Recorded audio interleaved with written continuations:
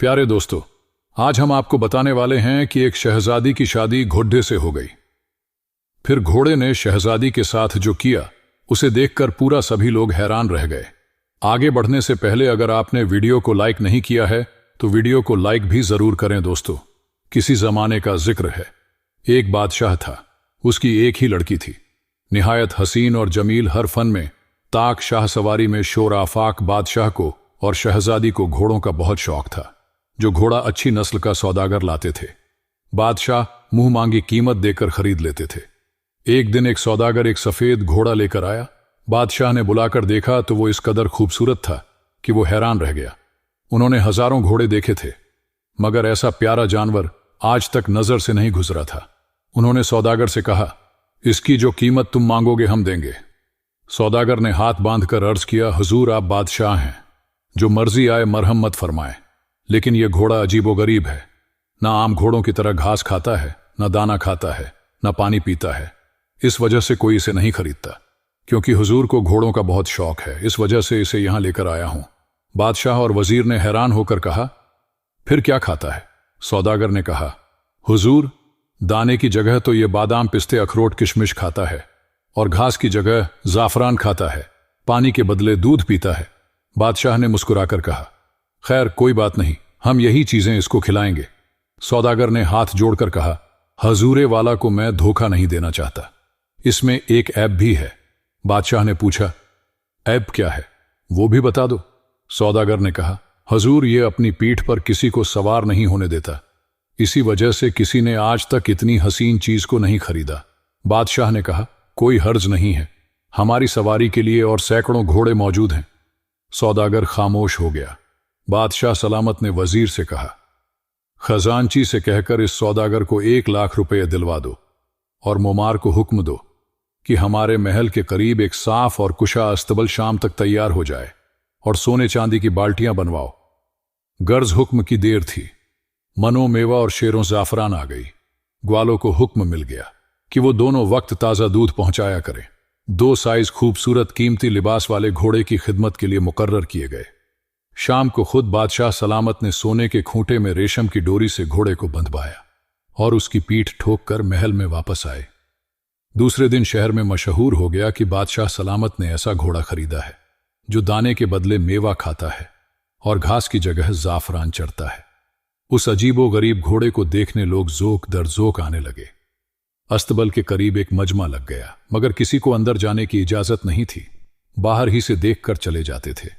कई दिन लोगों का हजूम रहा। घोड़े की खबर महल में भी पहुंची। शहजादी पहले ही घोड़ों की शौकीन थी। उसकी तारीफें सुनकर उसे देखने का शौक पैदा हुआ। उसने बादशाह से कहा, अब्बा हुजूर मैंने सुना है कि आपने कोई घोड़ा खरीदा है जो मेवा खाता है और दूध पीता है। मुझे उसको देखने का शौक हो गया है। किसी दिन मौका दीजिए, मैं भी जाकर देखूं। बादशाह ने कहा, बेटी हम खुद तुम्हें दिखाना चाहते थे, मगर रियाया को उसके देखने का बहुत शौक था। हमने सोचा पहले यह लोग देख ले, तुम इत्मीनान से देखना। अब कल पर्दे का इंतजाम हो जाएगा, तुम जाकर देख लेना, लेकिन खबरदार सवारी की कोशिश ना करना। वो बहुत शरीर जानवर है, किसी को अपने करीब आने नहीं देता। गर्ज दूसरे दिन महल से लेकर अस्तबल तक कनाते लगवा दी गई। शहजादी मां अपनी कनीज और सहेलियों के घोड़े को देखने आई। हकीकत में जैसा सुना था वैसा ही पाया। शहजादी ने उसके करीब जाकर उसकी पीठ पर हाथ फेरा और खुद उसको मेवा खिलाया। घोड़े की सवारी की वो बहुत शौकीन थी। ऐसा खूबसूरत जानवर देखकर उसका दिल नहीं माना। उसने सोचा, देखने में तो बड़ा सीधा मालूम होता है, मैं कोशिश तो करूं, ज्यादा से ज्यादा गिरा देगा। उसने अपनी कनीज से कहा, खबरदार अब्बा हुजूर से ना कहना मैं जरा इसकी सवारी लेना चाहती हूं। सबने बहुत मना किया, मगर वो बगैर काठी बगैर जीन के कूद कर नंगी पीठ पर सवार हो गई। घोड़ा गर्दन झुकाए खड़ा रहा। शहजादी ने अपने साथ वालियों से कहा, देखा तुमने, ख्वामख्वा लोगों ने बदनाम कर रखा था। देखो यह तो कुछ भी नहीं बोला। वो घोड़े पर से उतर आई और प्यार से उसकी पीठ पर हाथ फेरने लगी। लौंडिया को ताकीद कर दी कि अम्मा जान के आगे भी जिक्र ना करना, वो नाराज होंगी। थोड़ी देर ठहर कर शहजादी अपने महल में वापस आ गई। शाम को घोड़े को मेवा दिया जाता था। आज उसने मुंह नहीं लगाया। दूध की बाल्टी सामने रखी गई, उसने मुंह फेर लिया। जाफरान दिखाई उस पर भी मुंह नहीं मारा। सायस ने ख्याल किया शहजादी साहिबा आई थी, वो उसे ज्यादा मेवा खिला गई होंगी, इस वक्त ख्वाहिश नहीं है। दूसरे दिन सुबह भी घोड़े ने ना कुछ खाया ना पिया, गर्दन झुकाए खड़ा रहा। साइस ने दारोगा अस्तबल को खबर की, वो घबराया हुआ आया, घोड़े की पीठ थपथपाई, प्यार किया, अपने हाथ से खिलाने पिलाने की कोशिश की, मगर उसने किसी चीज को मुंह नहीं लगाया, खामोश खड़ा रहा। बादशाह की पसंदीदा और कीमती चीज थी। उसने परेशान होकर वजीर से सारा माजरा बयान किया। वजीर भी घबराया, जानवरों के डॉक्टरों को लेकर आया, सबने अच्छी तरह देखा, बज़ाहिर कोई बीमारी मालूम नहीं हुई। एहतियातन पेट की सफाई के लिए दवाएं लिख दी। उसी वक्त आदमी दौड़े गए। डॉक्टरों ने अपने हाथ से दवा पिलाने की कोशिश की, मगर घोड़े ने दौलतियां मारनी शुरू कर दी, किसी को अपने करीब नहीं आने दिया।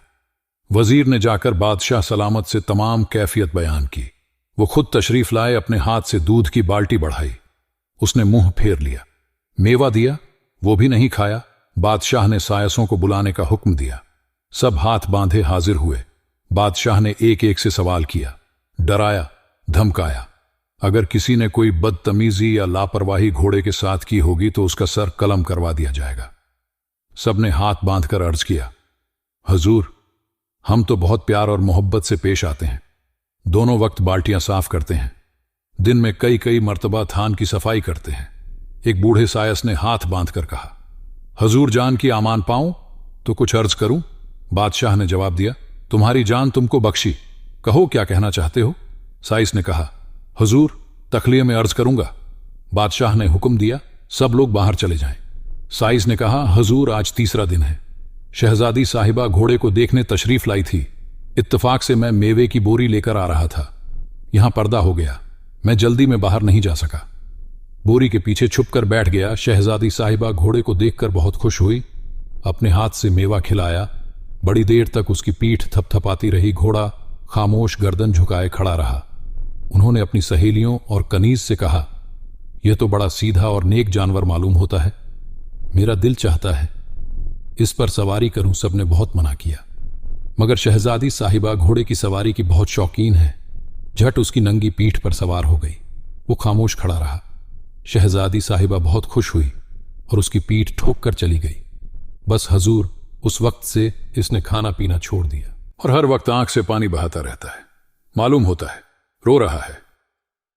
बादशाह ने थोड़ी देर खामोश रहने के बाद कहा, अच्छा तुम जाओ, मगर खबरदार किसी के आगे जिक्र ना करना, वरना तुम्हारा जन बच्चा कोलू में पिसवा दिया जाएगा। सायस ने कदमों में गिरकर कहा, हजूर, कभी मुंह से भाप नहीं निकालूं। बादशाह सलामत उसी वक्त महल में आए और शहजादी को बुलाकर कहा, बेटी, वो घोड़ा जो हमने अपनी पसंद का लिया था 3 दिन से बीमार है, न खाता है न पीता है, गर्दन झुकाए खड़ा रहता है। शहजादी ने अफसोस के लहजे में कहा, अब्बा जान, ये तो बहुत बुरा हुआ, उसका इलाज होना चाहिए, बहुत नायाब चीज है। बादशाह ने कहा, हां बेटी, मुझे भी बहुत परेशानी है, इलाज के लिए अपने करीब नहीं आने देता, दौलतियां चलाता है। शहजादी ने कहा, अब्बा हुजूर, अगर आप इजाजत दें तो मैं भी जाकर देखूं, मुझे तो वो बहुत पसंद आया है। बादशाह खुद यही चाहते थे कि देखें साइस की बात कहां तक सही है। उसी वक्त पर्दे का इंतजाम हो गया। बादशाह सलामत खुद लड़की को लेकर अस्तबल में आए। जूं ही शहजादी पहुंची, घोड़े ने मुंह उठाकर उसकी तरफ देखा। उसने प्यार से उसकी पीठ थपथपाई और मेवा जो बाल्टियां में रखा था वो अपने हाथ से खिलाने लगी। वो खुशी खुशी खाने लगा। शहजादी ने दूध की बाल्टी उसके आगे रखी, वो सारा दूध पी गया। जाफरान आगे बढ़ाई, वो भी उसने खा ली। बादशाह खामोश खड़े देखते रहे। सायस के कहने की तस्दीक हो गई। शहजादी ने कहा, अब्बा हुजूर, यह तो अच्छा खासा है, आप फजूल परेशान हो गए। बादशाह ने कहा, हां बेटा, साइसों की गफलत मालूम होती है। थोड़ी देर ठहर कर बादशाह शहजादी को साथ लेकर चले गए। दूसरे दिन फिर साइसों ने वही शिकायत की। बादशाह सलामत को इत्तला पहुंची। उन्होंने बड़े वजीर को बुलाकर तमाम वाकया सुनाया और पूछा, बताओ अब क्या करना चाहिए।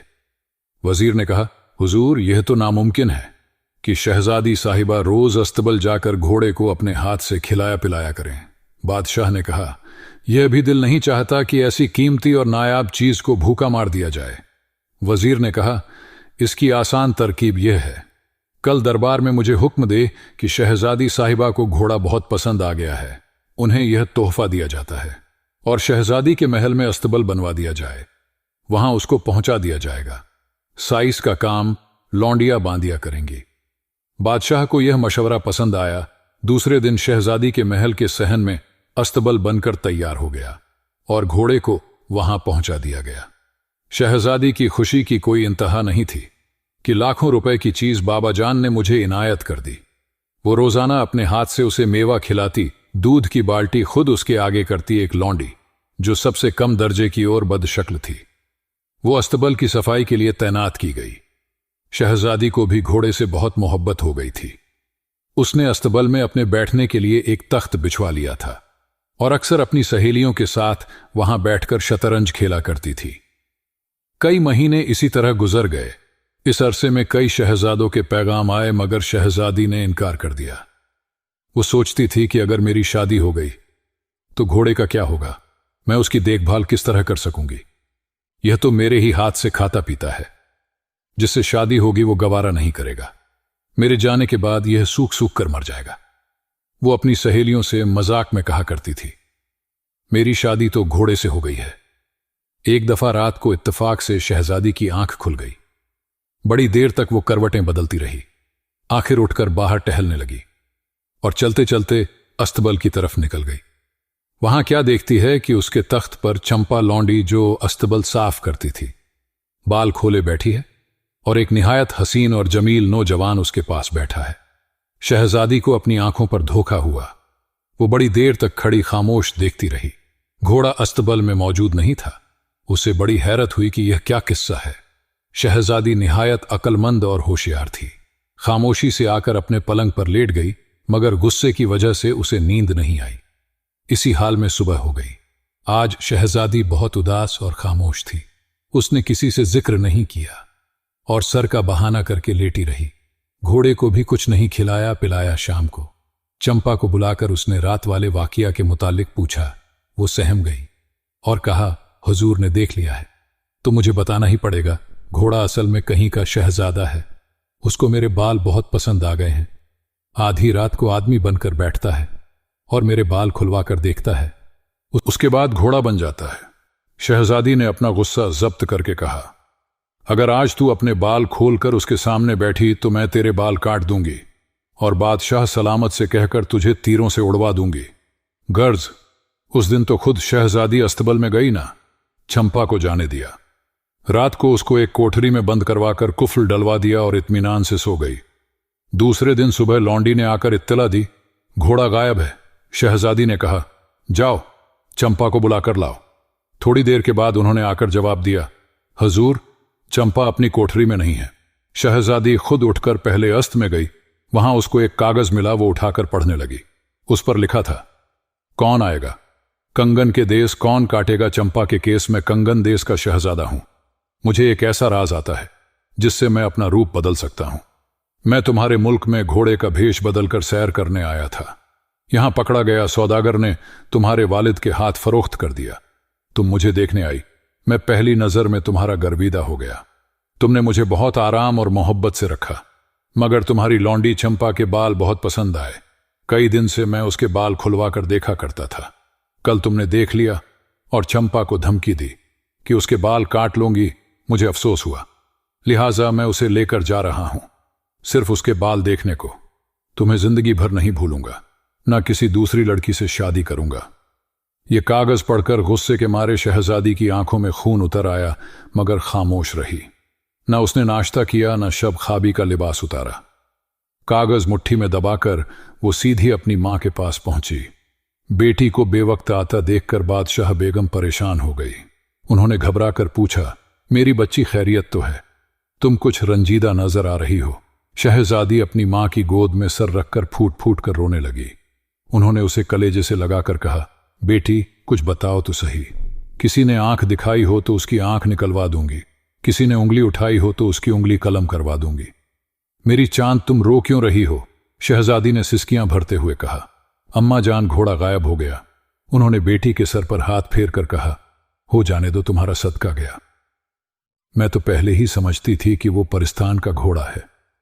शहजादी ने अपने आंसू पोंछकर कहा, अम्मा जान, वो अकेला चला जाता तो कोई बात नहीं थी, मगर वो तो चंपा लौंडी को भी अपने साथ ले गया। शहजादी ने एक दिन पहले जो कुछ देखा था वो अपनी मां से बयान करके पर्चा उनके आगे डाल दिया। बादशाह बेगम ने सैकड़ों गालियां चंपा को दी और कहा, बेटी तुम रंज ना करो, तुम्हारे बाबा जान किसी मुहिम पर गए हुए हैं, वो आ जाएंगे तो चंपा मुर्दार को पकड़वा बुलवाएं। शहजादी ने कहा, मैंने कसम खा ली है, जब तक चंपा के बाल नहीं काट लूंगी चैन से नहीं बैठूंगी। इस वक्त आपसे इजाजत लेने आई हूं, मुझे कंगन देश जाने दीजिए। बादशाह बेगम ने परेशान होकर कहा, मेरी बच्ची तुम कहां जाओगी? मेरी इतनी उम्र आई मगर आज पहली दफा कंगन देश का नाम सुना है। शहजादी ने कहा, अगर आप मुझे इजाजत नहीं देंगी तो मैं जहर खा लूंगी, अपनी तौहीन किसी हाल में गवारा नहीं कर सकती। बादशाह बेगम ने बहुत समझाया, रोई पीटी, लेकिन शहजादी अपनी जिद पर अड़ी रही। आखिर उनको खामोश होना पड़ा। किस्सा मुख्तसर, दूसरे दिन शहजादी ने कुछ अशरफियां और कुछ जवाहरात लिए, 4 मर्दाने जोड़े सिलवाए, थोड़ा सा खुश्क मेवा लिया और एक तेज रफ्तार घोड़े पर सवार होकर मर्दाने भेस में निकल पड़ी। अपनी मां से कह गई कि इंशाअल्लाह 3 महीने के अंदर वापस आ जाऊंगी। अपने मुल्क की सरहद पार करके उसने बगैर पता और निशान के अपना सफर जारी रखा। रोज नया दाना नया पानी, एक जंगल छोड़ती थी, दूसरा पकड़ती थी। रात को अपने घोड़े के आराम के ख्याल से किसी दरख्त के नीचे पड़ जाती थी। गुस्से में ना उसको डर था ना खौफ कोई आबादी नजर आती तो वो कंगन देश का पता पूछती, मगर हर शख्स इनकार करता, किसी ने यह नाम नहीं सुना था। 1 महीना इसी तरह गुजर गया मगर शहजादी मायूस नहीं हुई।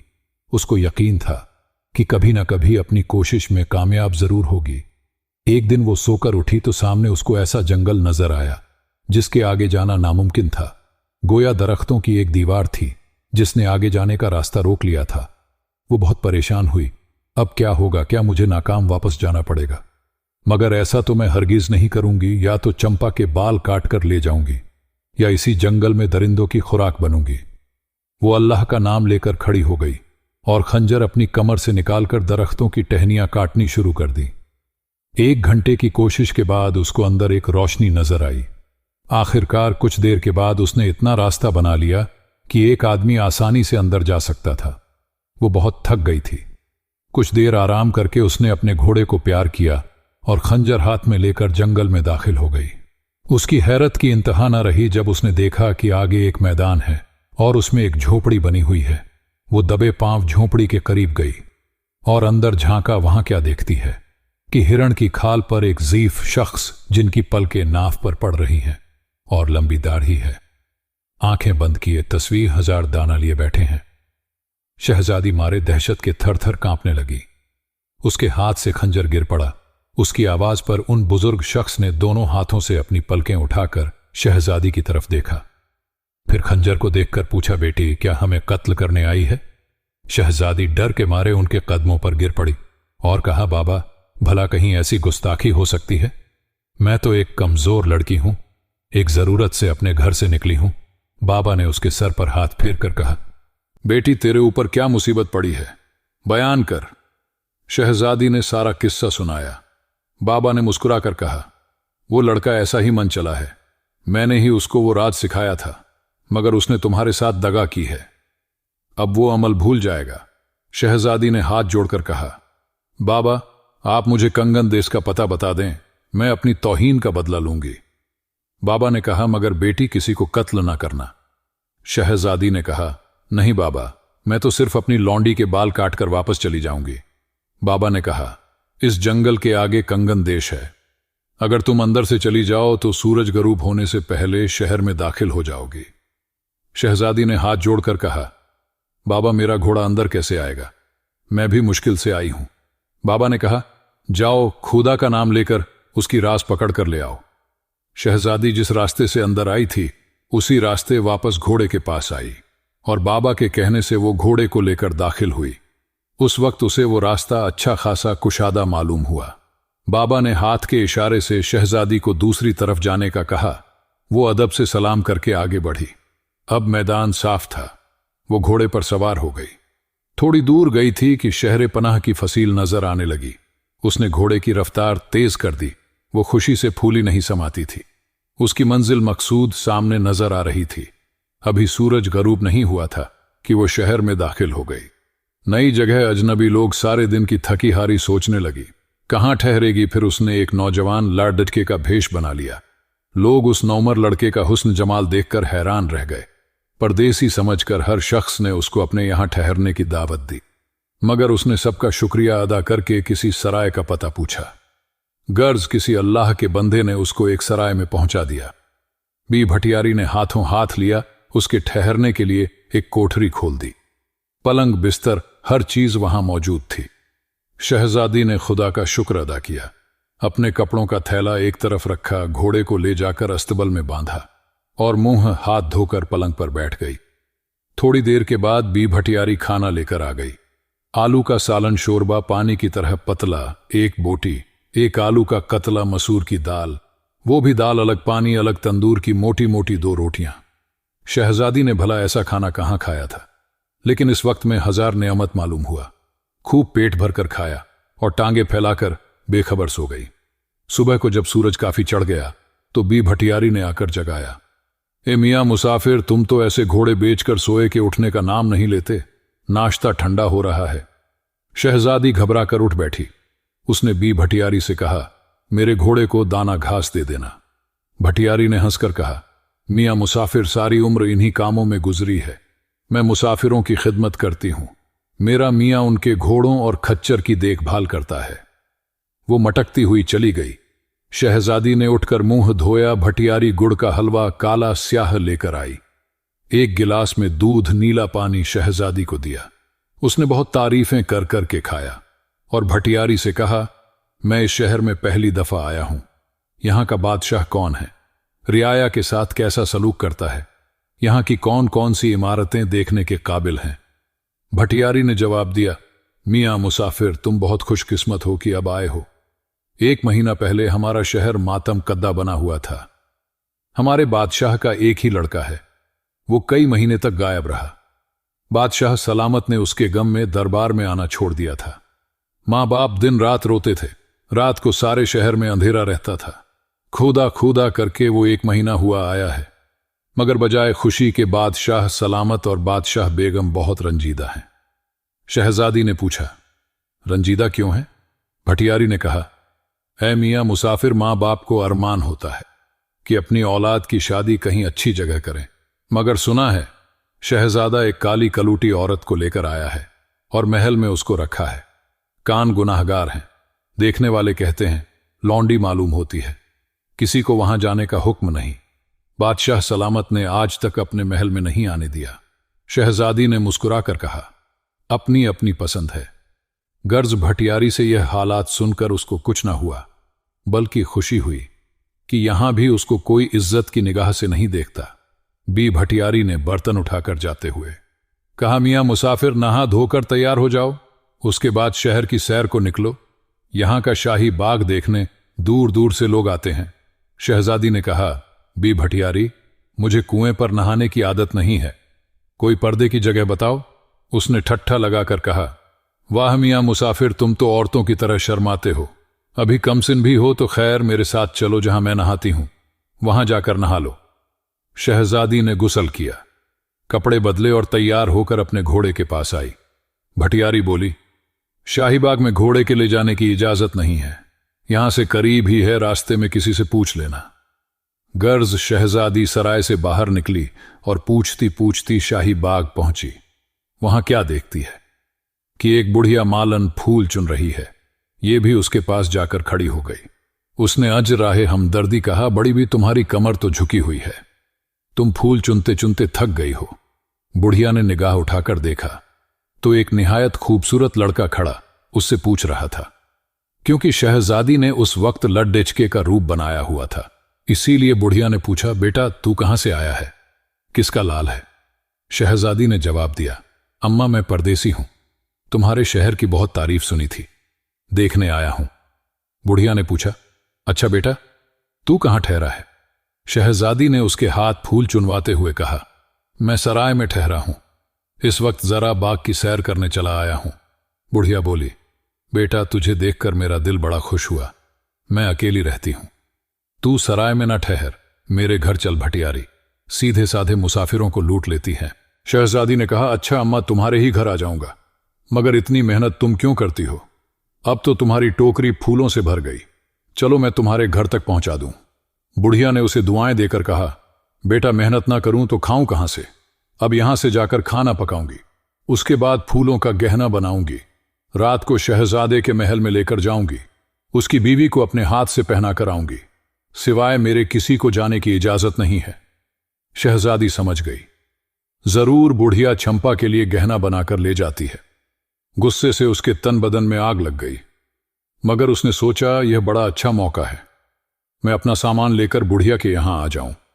फूलों की टोकरी उसने बुढ़िया के घर पहुंचाई और उससे कहा, अम्मा, मेरा घोड़ा भी है। बुढ़िया ने जवाब दिया, बेटा देख, मेरे घर का आंगन बहुत बड़ा है, नीम के दरख्त के नीचे तू अपना घोड़ा बांध लेना। शहजादी ने सराय में आकर खाना खाया और अपना थैला उठाकर भटियारी से कहा, बी भटियारी, मैं अपनी खाला की तलाश में आया था, इत्तेफाक से रास्ते में वह मिल गई, अब मैं उसके घर जा रहा हूं। उसने 2 अशर्फियां भटियारी को दी, वो खुशी से निहाल हो गई और दुआएं देने लगी। शहजादी घोड़े पर सवार होकर बुढ़िया के घर आ गई।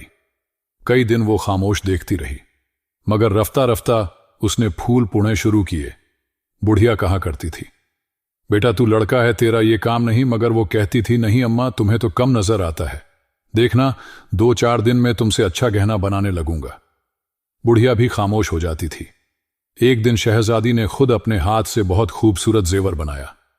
बुढ़िया मालन ने कहा, बेटा तूने तो ऐसा गहना बनाया है कि शहजादे की बीवी जरूर पूछेगी कि किसने बनाया है। मैं क्या जवाब दूंगी? शहजादी ने कहा, अम्मा, तुम कह देना मेरी भांजी अपने ससुराल से आई है, उसने बनाया है। बुढ़िया खामोश हो गई। रात को 8 बजे दस्तूर के मुताबिक वो शहजादे के महल में गई। फूलों की चंगेल खोली, उसने गहना निकाला। शहजादे की बीवी ने खुश होकर कहा, आज तूने बड़ा खूबसूरत गहना बनाया है, तेरे हाथ का नहीं मालूम होता, सच सच बता किसने बनाया है? बुढ़िया ने कहा, हुजूर, मेरी भांजी अपने ससुराल से आई है, उसने बनाया है। शहजादी की बीवी ने कहा, मालन, कल तुम अपनी भांजी को लेकर आना, हम उसी के हाथ से गहना पहनेंगे और उसी से अपनी छोटी गुदवाएंगे और उसको बहुत सा इनाम देंगे। बुढ़िया तो यह सुनकर सहम गई। उसने दबी जबान से कहा, हुजूर, उसके मियां भी साथ आया है, वो बड़ा जालिम है, मैं जाकर कहूंगी मगर वादा नहीं करती, सरकार खबर नहीं आने देगा या नहीं? शहजादे की बीवी ने कहा, तुम जानती हो यहां कोई नहीं आता, शहजादे रात को 11 बजे आते हैं, अगर तुम अपनी भांजी को नहीं लाई तो तुम्हें साधूंगी। बुढ़िया ने हाथ जोड़कर कहा, हुजूर, मैं कोशिश करूंगी। शहजादे की बीवी ने कहा, कोशिश नहीं, तुम खुद लेकर आना। बुढ़िया, अच्छा हुजूर, कहती हुई अपनी चंगेल उठाकर गिरती पड़ती घर पहुंची और आते ही शहजादी से कहा, बेटा तूने मुझे बेमौत मार दिया, बता क्या होगा? शहजादे की बीवी ने तुझे बुलाया है। बुढ़िया इसीलिए डर रही थी क्योंकि वो समझ रही थी कि ये तो लड्डी अचका है, मैं इसे महल में कैसे लेकर जाऊंगी। शहजादी ने हंसकर कहा, अम्मा, घबराने की क्या बात है, तुम देखना, मैं ऐसी लड़की बनूंगा कि कोई भी नहीं पहचान सकेगा, तुम इत्मीनान से सो जाओ। बुढ़िया खामोश हो गई। उसने भी सोचा, अभी इसकी दाढ़ी मूछे तो निकली नहीं है, लड़कियों के कपड़े पहनकर रात को लड़की ही लगेगा। दूसरे दिन शहजादी ने बाजार जाकर एक लहंगा सिलवाया और कुर्ती दुपट्टा खूब गोटे मसाले का बनवाया और खूब तेज धार की एक कैंची खरीदी। दोपहर तक सब चीजें लेकर घर आई। आज उसने बड़े एहतमाम से मकैश लगाकर फूलों का गहना बनाया।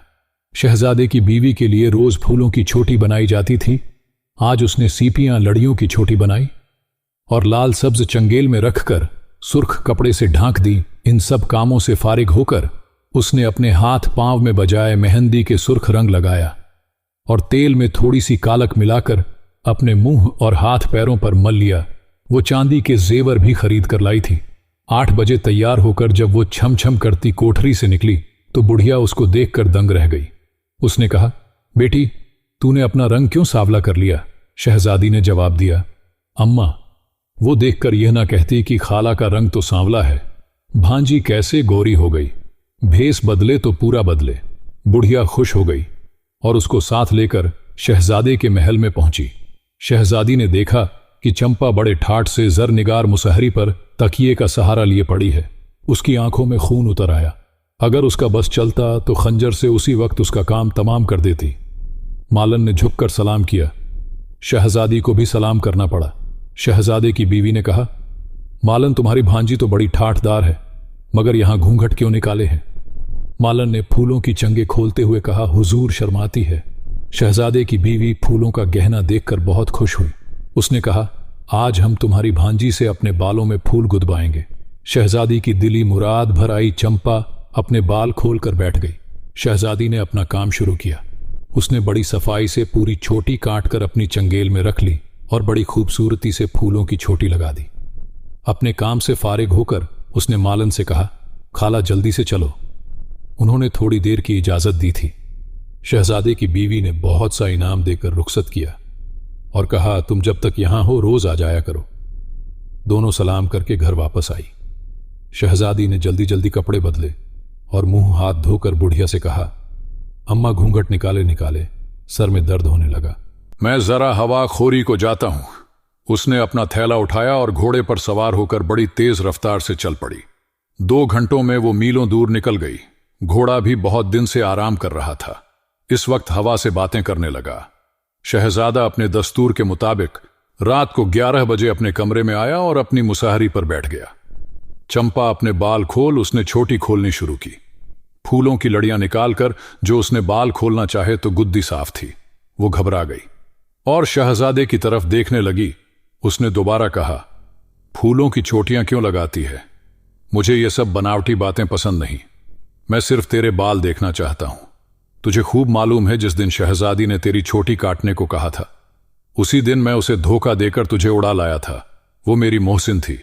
उसने प्यार और मोहब्बत से रखा था। मैं भी उसे चाहता था, मगर तेरे बालों ने मुझे एहसान फरामोश बना दिया। चंपा खामोश गर्दन झुकाए बैठी रही। शहजादे ने जरा ऊंची आवाज में कहा, क्या किस्सा है? आज तू मेरी हुक्म अदूली क्यों कर रही है? चंपा ने हाथ जोड़कर कहा, हुजूर हुक्म अदूली नहीं कर रही, मेरे बाल खबर नहीं कहां गए। शहजादा घबराकर खड़ा हो गया। उसने खुद चंपा का सर देखा, बजाय लंबे बालों के सिर छोटे छोटे पट्टे रह गए थे। उसने झल्लाकर जोर से एक थप्पड़ चंपा के मुंह पर लगाया और कहा, अब तू किस काम की है? मुझे तो सिर्फ तेरे बाल पसंद थे। सच सच बता, यहां कौन आया था? चंपा ने डरते डरते कहा, हुजूर और तो कोई नहीं आया। बुढ़िया मालन की भांजी आई थी। उसने मेरी छोटी गुदी थी। शहजादे ने गुस्से के लहजे में कहा, वो बगैर हमारे हुक्म के यहां क्यों आई थी? हमने तो सिर्फ बुढ़िया को आने की इजाजत दे रखी थी।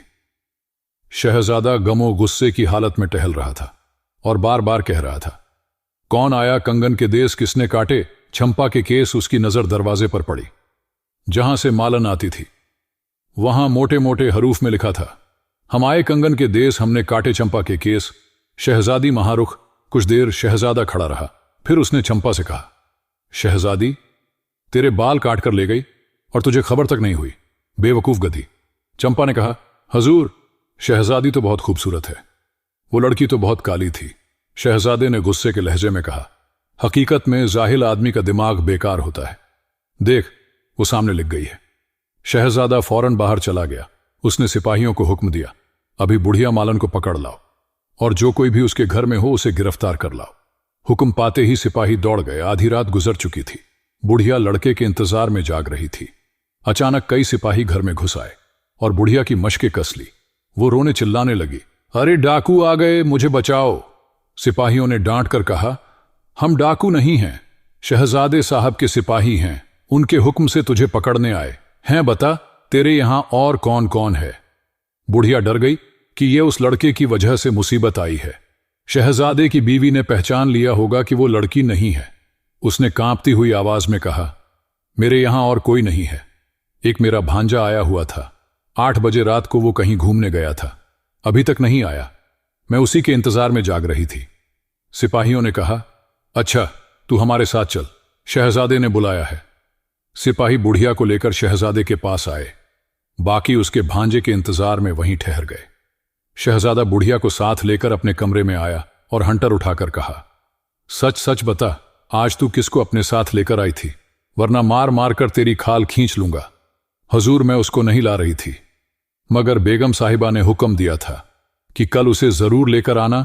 वो बिल्कुल कम उम्र लड़का था, जनाने कपड़े पहनकर मेरे साथ आ गया। मैं बराबर यहां बैठी रही। शहजादे ने डांट कर कहा, झूठ क्यों बोलती है? वह लड़का नहीं था, लड़की थी। मालन ने हाथ जोड़कर सारा किस्सा सुनाया और कहा, हजूर मैं तन्हा रहती हूं, पर देसी समझकर रख लिया था। शहजादे ने कहा, अच्छा सुबह तुम्हें फांसी दे दी जाएगी। सिपाहियों ने बुढ़िया को हवालात में बंद कर दिया। तमाम रात शहजादा जागता रहा। उसको चंपा के बाल कट जाने का अफसोस था और शहजादी की बहादुरी पर हैरत थी। उसने ऐसा खतरनाक जंगल कैसे पार किया? वो अपने ऊपर लानत मलामत कर रहा था। इस कदर खूबसूरत शहजादी को छोड़कर इस काली कलौटी लौंडी को क्यों मुखातिब किया? हकीकत में यह उसकी बहुत बड़ी तौहीन थी। उसके बाप ने मेरे ऊपर लाखों रुपया खर्चा किया। शहजादी मुझे अपने हाथ से खिलाती थी, घंटों मेरे पास अस्तबल में बैठी रहती थी। कई बड़े बड़े शहजादे के पैगाम आए, मगर उसने शादी से इनकार कर दिया। मैंने उसको अपनी सहेलियों से यह भी कहते सुना था कि मेरी शादी तो घोड़े से हो गई है। मैंने एक आर्जी चीज को पसंद किया। बाल कटने के बाद चंपा में कोई खूबी नहीं रही। मुझे उसकी सूरत से नफरत हो गई है। सिपाहियों ने रात ही को सारी हकीकत कोतवाल शहर को बता दी थी और यह भी कह दिया था कि शहजादा साहब ने हुक्म दिया था कल बुढ़िया को फांसी दी जाए। सुबह सवेरे कोतवाल वजीर के पास गया और यह किस्सा सुनाया। वजीर ने कहा, बगैर बादशाह सलामत के हुक्म के किसी को फांसी नहीं दी जा सकती। इसके अलावा तुम बता रहे हो कि बुढ़िया ने शहजादे की बीवी के बुलाने पर उस लड़के को ले गई थी। इसका भी कसूर है। मैं बादशाह सलामत से जाकर कहता हूं, जो उनका हुक्म होगा वो किया जाएगा। गर्ज वजीर ने खास आदमी को बादशाह के पास भेजा और तखलिया से सुना था। बयान किया। बादशाह ने जवाब दिया, तुम जाओ, हम शहजादे से दरियाफ्त करेंगे। वजीर उल्टे कदमों वापस गया। बादशाह ने अपने ख्वाजा सिरा को हुक्म दिया, शहजादे को बुला लाओ। थोड़ी देर में शहजादा तैयार होकर आया, लेकिन तमाम रात जागने की वजह से उसकी आंखें सुर्ख हो रही थीं और चेहरा उदास था। बादशाह ने बेटे की तरफ गौर से देखते हुए कहा, हमने सुना है तुमने बूढ़ी मालन को फांसी पर लटकाने का हुक्म दिया है। बेटा, यह सजा बड़े जुर्म में दी जाती है। यानी अगर मालन ने किसी को जान से मार डाला है तो वो फांसी की मुस्तक है। तुम बताओ उसका क्या कसूर है? शहजादे ने कहा, अब्बा जान, वो मेरे महल में एक लड़के को लड़की बनाकर ले गई थी। मुझे बहुत गुस्सा आया। मैंने सिपाहियों से कहा कोतवाल शहर से कहकर उसको फांसी पर लटकवाया जाए। बादशाह ने कहा, बेटा, अगर इन मामूली कसूर पर बादशाह अपनी रियाया को फांसी दिलवा दिया करे तो रियाया उसकी नाफरमान हो जाए और मुल्क छोड़कर चली जाए। शहजादे ने कोई जवाब नहीं दिया। बादशाह ने ख्वाजा सरा को बुलाकर हुक्म दिया, बूढ़ी मालन को हाजिर करो। हुक्म की देर थी। फौरन मालन रस्सियों में बंधी हुई हाजिर हुई। बादशाह ने सबको हटा दिया, सिर्फ शहजादा बैठा रहा। बादशाह ने खुद उससे सवाल किया, बता वो लड़का कौन था जिसको तू लड़की बनाकर शहजादे के महल में लेकर गई थी? मालन ने जवाब दिया, गरीब परवर एक दिन बाग में फूल चुन रही थी। वो लड़का मेरे पास आकर खड़ा हो गया। बहुत कम उम्र था, कोई 13-14 बरस का होगा। मूछें तक नहीं निकली थी। खूबसूरत इस कदर था कि मैंने अपनी उम्र में ऐसा हुस्न नहीं देखा। मुझे वो बहुत अच्छा लगा। मेरे पूछने पर उसने बताया कि वो परदेसी है और सराय में ठहरा है। हजूर, मैं बिल्कुल अकेली रहती हूं। मैंने उससे कहा मेरे यहां आ जाए और वो राजी हो गया और अपना घोड़ा और कपड़े लेकर आ गया। मैं शहजादा साहब की दुल्हन के लिए फूलों का गहना बनाकर लाती थी। 2-4 दिन में वो भी सीख गया और मुझसे अच्छा बनाने लगा। परसों उसके हाथ का गहना लेकर महल में आई तो दुल्हन साहिबा ने बहुत पसंद किया। उस लड़के ने मुझे सिखा दिया था कि कभी वो पूछे तो कह देना कि मेरी भांजी ससुराल से आई है, उसने बनाया है। मैंने यही कह दिया। दुल्हन साहिबा ने हुक्म दिया कि कल उसको लेकर आना। मैं डर गई, बहुत बहाने किए, मगर उन्होंने कहा अगर नहीं लाती तो हम तुझे सजा देंगे। मैंने जाकर घर में कहा। उस लड़के ने मुझे समझाया, अम्मा डरो नहीं, थोड़ी देर की तो बात है। मैं ऐसी लड़की बनूंगी कि कोई भी पहचान नहीं सकेगा। हजूर, मेरी शामत ने घेरा था। मैं उसकी बातों में आ गई और अपने साथ उसे ले आई, मगर गरीब परवर में सामने बैठी रही। उसने तो दुल्हन साहिबा से बात तक नहीं की। घूंघट निकाले उनके बाल संवार रही। शहजादे ने गुस्से के लहजे में कहा। बुढ़िया बोली, जी सरकार। उसके बाद मैं उसको लेकर चली गई। वो कपड़े बदलकर हवाखोरी को चला गया।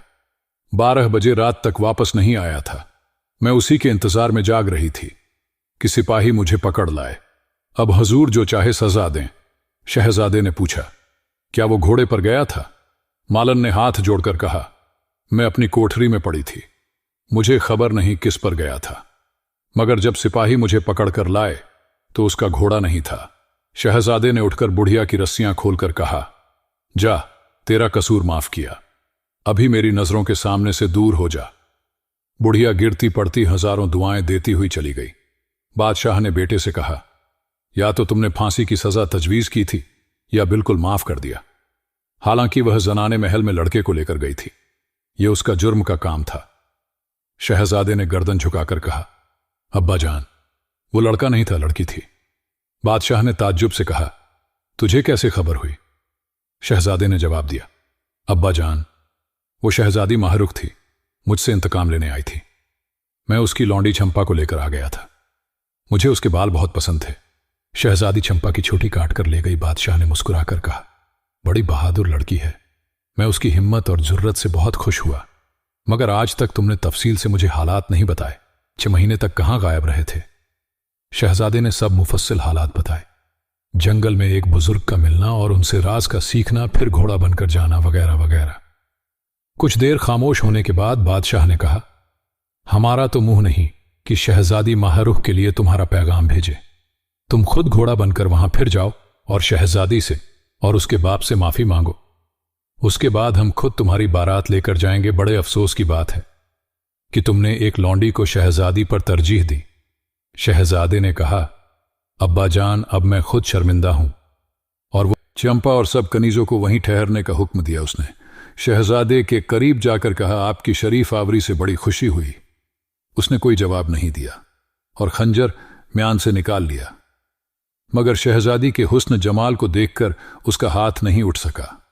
उसने गुस्से के लहजे में पूछा, तुम किसके साथ घुड़दौड़ कर रही थी? शहजादी ने मुस्कुराकर कहा, आपके गुलाम के साथ। शहजादे ने इंतहा गुस्से की हालत में कहा, मेरा गुलाम यहां कैसे आया? शहजादी ने हंसकर कहा, जैसे मेरी लौंडी कंगन देस गई थी। शहजादे ने अपने खंजर को उठाते हुए पूछा, क्या तुम अपने साथ लाई हो? शहजादी ने जवाब दिया, आपको मेरी लौंडी पसंद आ गई थी, मुझे आपका गुलाम पसंद आ गया। शहजादे ने तेजी से आगे बढ़ते हुए कहा, क्या तुमने मुझे यहां जलील करने को बुलाया है? पहले मैं इस गुलाम का सर तन से जुदा करूंगा, फिर तुम्हें मारूंगा। मुझे नहीं मालूम तुम इस कदर जलील हो। शहजादी ने मुस्कुराकर कहा, शहजादे साहब, गुस्से में आपे से बाहर क्यों होते हैं? औरतें ऐसी हरकत नहीं कर सकती, वो एक दफा किसी से मोहब्बत करती हैं। मुझे घोड़े से मोहब्बत हो गई थी, उसने मेरे साथ दगा की और मेरी एक अदना लौंडी को लेकर चला गया। और मुझे इश्तहार दिलाकर गया, कौन आएगा? कंगन आएगा कंगन के देश, कौन काटेगा चंपा के केस। मैं खुददार थी, अपनी तौहीन किसी हाल में बर्दाश्त नहीं कर सकती थी। अगर आप मुझे ताना देकर ना जाते तो मैं कभी कंगन देश ना आती, अपना तमाम वक्त इबादत इलाही में गुजार देती। आपको मालूम है, मैं भी अपने माँ बाप की एकलौती बेटी हूं। मेरी परवरिश बड़े नाजो नाम के साथ हुई थी, मगर मैंने कई महीनों जंगलों की खाक छानी है।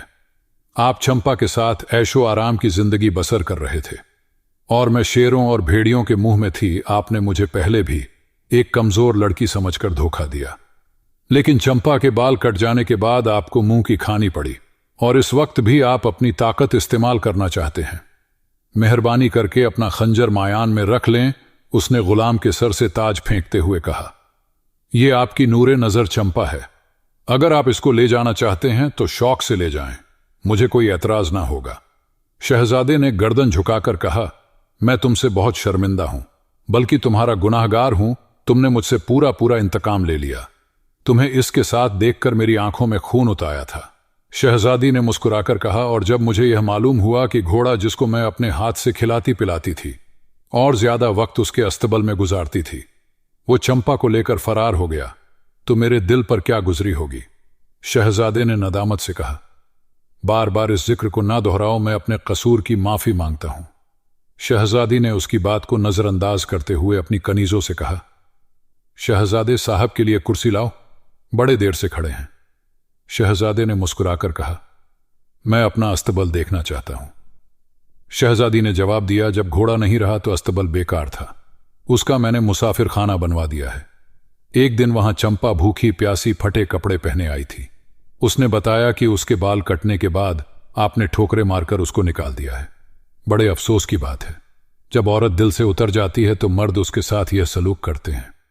शहजादा बोला, इस जिक्र को छोड़ो, यह बताओ जिस मकसद के लिए मैं आया हूं उसके मुतालिक तुम्हारी क्या राय है। शहजादी ने कुछ देर खामोश रहने के बाद कहा, आप अब्बा जान से मिलकर अपना मकसद बयान कीजिए, मैं उनका हुक्म नहीं टाल सकती। थोड़ी देर शहजादा यहां बैठकर बादशाह सलामत के पास गया और उनसे शादी की दरख्वास्त की।